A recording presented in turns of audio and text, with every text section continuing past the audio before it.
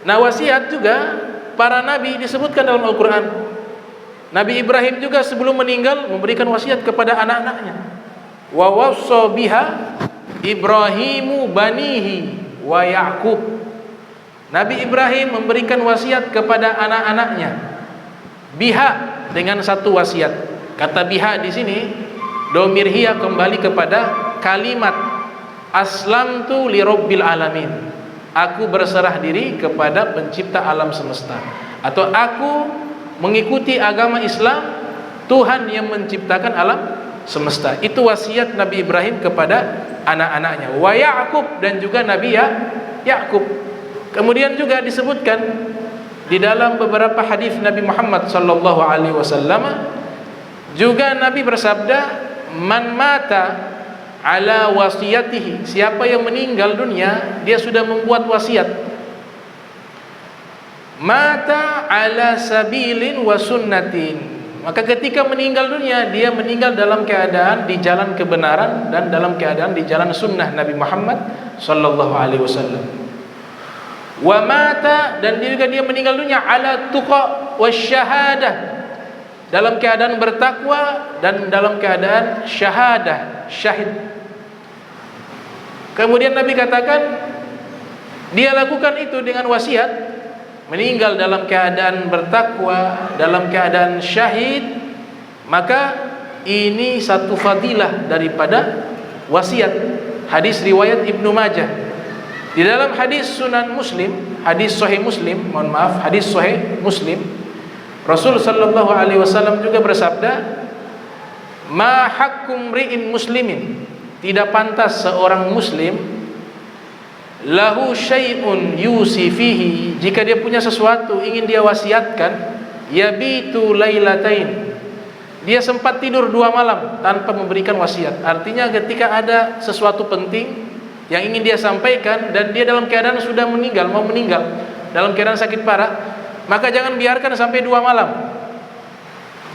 Illa, terkecuali wa wasiyatuhu maktubatun indahu, dia sudah mencatat wasiatnya di sisinya.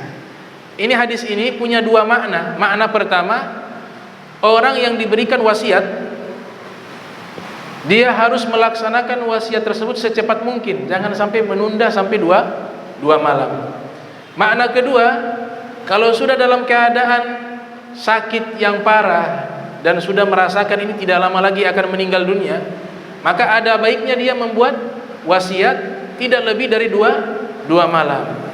Hadis ini diamalkan oleh sahabat bernama Abdullah bin Umar. Abdullah bin Umar ini mengatakan, ma marrat alayya lailatun, tidaklah lewat 1 malam, mundu sami'tu Rasulullah sallallahu qala dzalik, di saat saya sudah mendengar sabda Nabi, janganlah tidur lewat 2 malam kecuali sudah buat wasiat. Illa indi wasiyati, melainkan setiap malam saya buat wasiat, kata Ibnu Umar, karena tidak tahu ajal itu kapan. Nah, ini tentang wasiat. Kemudian hukum wasiat di dalam perspektif fikih ini para fuqaha membuat spesifikasi. Hukum orang yang membuat wasiat, hukumnya sunnah muakkadah, orang yang membuat wasiat. Dan hukum melaksanakan wasiat ini ada 5 hukumnya. Yang pertama, hukum wasiat hukumnya wajib. Hukumnya wajib. Misal orang tua kita mau meninggal dunia, kemudian wasiatkan kepada kita, wahai anakku, saya wasiatkan kepadamu, jangan lupa sholat 5 waktu. Kemudian ini uang yang punya saya simpan, tolong diberikan kepada fulan bin fulan. Maka ketika meninggal dunia, wasiat ini wajib, harus dilaksanakan. Ini namanya wasiat yang hukumnya wajib. Ada wasiat hukumnya haram. Jadi wasiat yang disampaikan kita tidak harus melaksanakan, bahkan haram kalau kita laksanakan.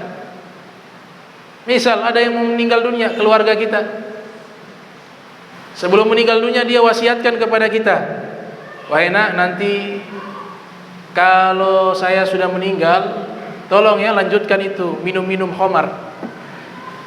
Ini dulu ya, saya ngumpul-ngumpul sering minum khamar sama kawan-kawan saya meninggal, engkau lanjutkan itu.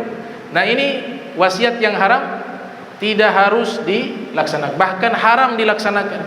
Atau wasiat misalnya, wahai anak, ini keluarga tetangga kita dari dulu ya, bapak tidak senang dengan dia, maka bapak minta kalau bapak sudah meninggal dunia jangan pernah engkau silaturahmi dengan mereka. Itu juga wasiat haram karena isinya tidak baik. Jadi wasiat-wasiat yang sifatnya haram, sifatnya tidak baik dalam syariat Islam, wasiat tersebut justru haram kita laksanakan. Jadi tidak semua wasiat harus dilaksanakan.